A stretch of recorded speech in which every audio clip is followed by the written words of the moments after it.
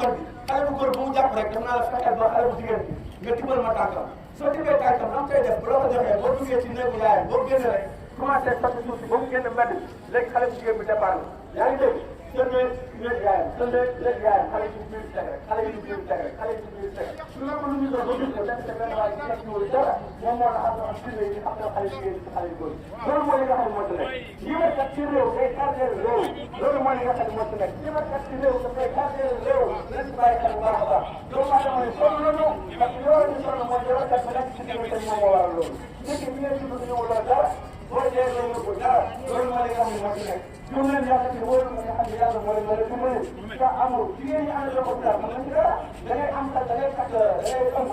yaa ngi dégg ñu la katal dara 9 mois 10 jours jur bu la waree am doom ñu fekk ko katal loolu nag fekkat boobu mooy bés bi gën a jafe ci bés